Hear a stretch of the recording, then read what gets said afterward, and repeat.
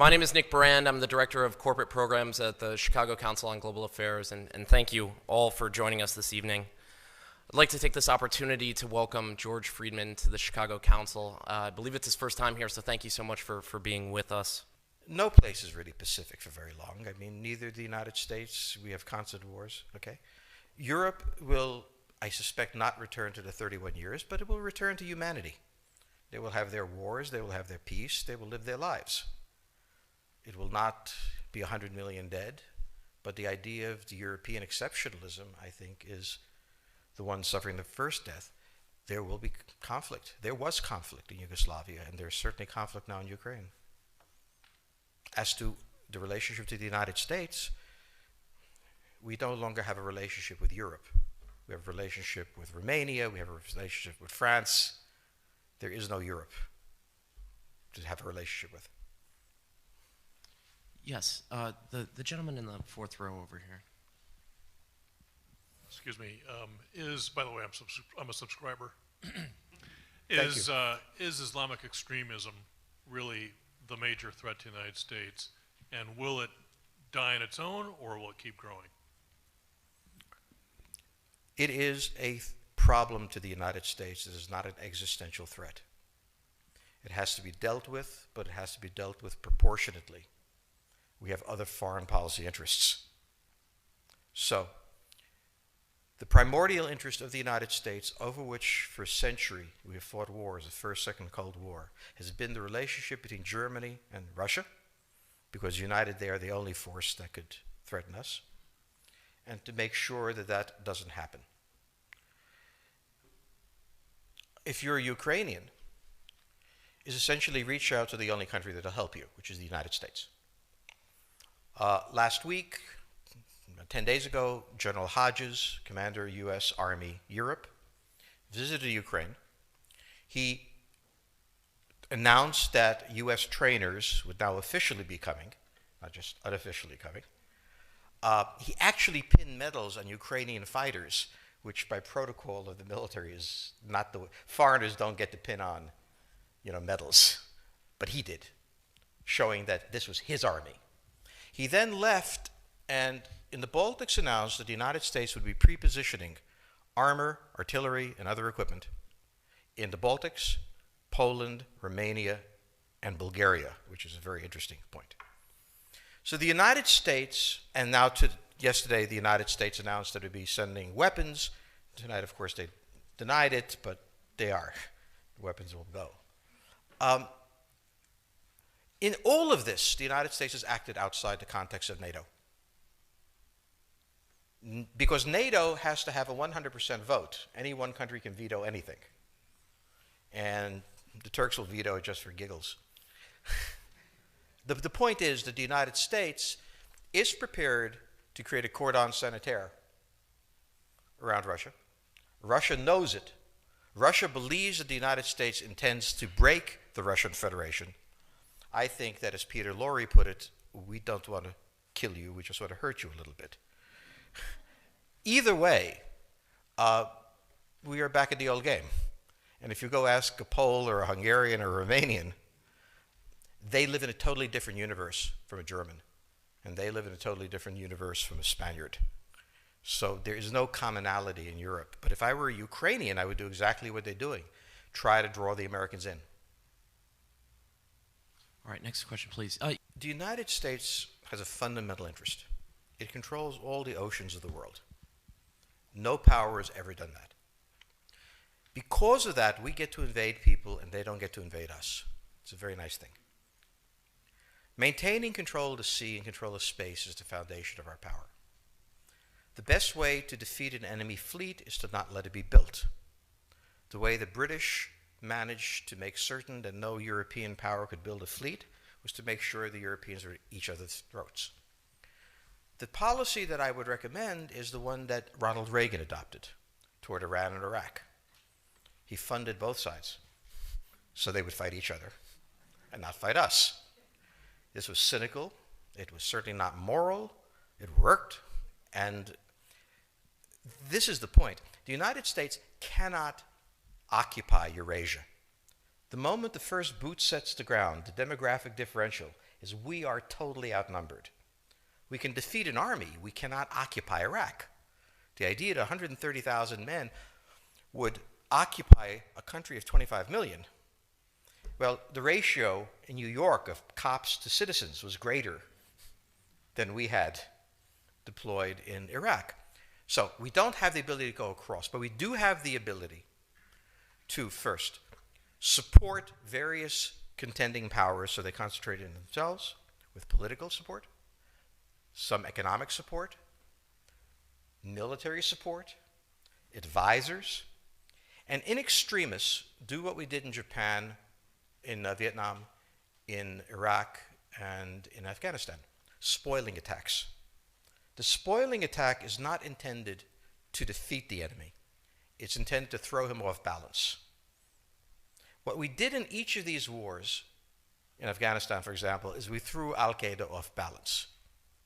The problem we have, since we're young and stupid, is that having thrown them off balance, instead of saying, okay, job well done, let's go home, we said, well, that was easy. Why don't we build a democracy here?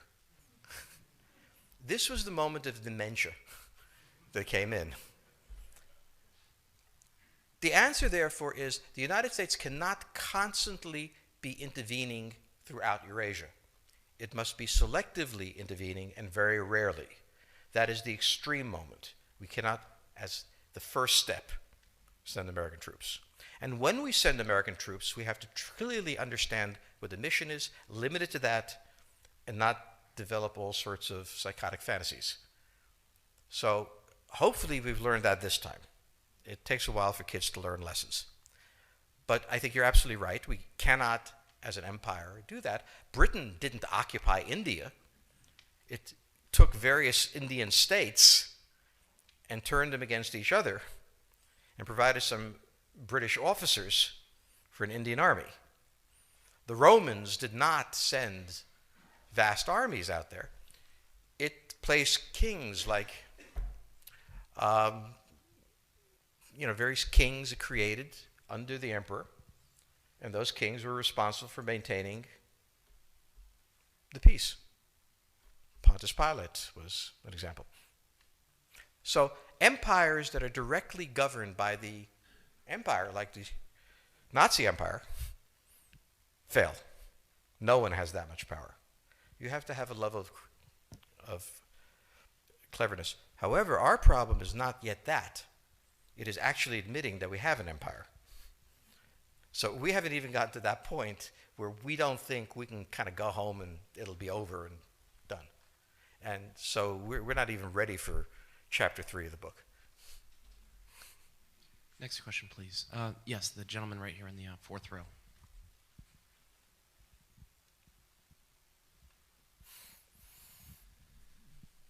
So I infer from your comments that the euro as the currency will not survive. The question on the table for the Russians is, will they retain a buffer zone that's at least neutral? Or will the West penetrate so far into Ukraine that they're 70 miles away from Stalingrad and 300 miles away from Moscow? For Russia, the status of Ukraine is an existential threat. And the Russians cannot let go. For the United States, in the event that Russia holds onto the Ukraine, where will it stop? Therefore, it's not an accident that General Hodges, who's been appointed to be blamed for all of this, is talking about prepositioning troops in Romania, Bulgaria, Poland, and the Baltics. This is the intermarium, from the Black Sea to the Baltic, that Pilsudski dreamt of. This is the solution for the United States.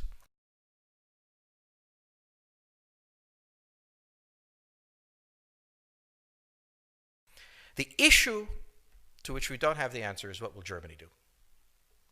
So the real wild card in Europe is that as the United States builds this cordon sanitaire, not in Ukraine, but to the west, and the Russians try to figure out how to leverage the Ukrainians out, we don't know the German position. Germany is in a very peculiar position. Its former Chancellor Gerhard Schroeder is on the board of Gazprom. They have a very complex relationship to the Russians. The Germans themselves don't know what to do. They must export. The Russians can't take up the export. On the other hand, if they lose the free trade zone, they need to build something different.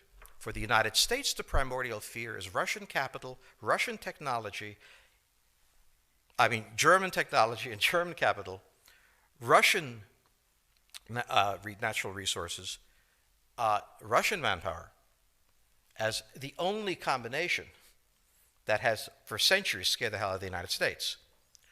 So how does this play out? Well, the U.S. has already put its cards on the table. It is the line from the Baltics to the Black Sea.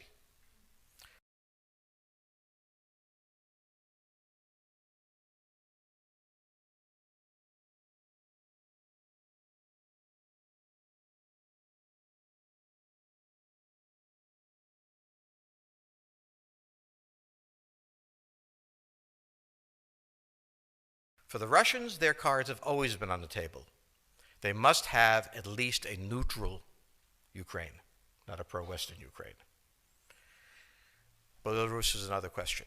Now, whoever can tell me what the Germans are going to do is going to tell me about the next 20 years of history. But unfortunately, the Germans haven't made up their mind. And this is the problem of Germany always. Enormously economically powerful, geopolitically very fragile, and never quite knowing how to reconcile the two. Ever since 1871, this has been the German question, the question of Europe. Think about the German question, because now it's coming up again. That's the next question that we have to address. And we don't know how to address it. We don't know what they're going to do. And unfortunately, that's all we have time for this evening.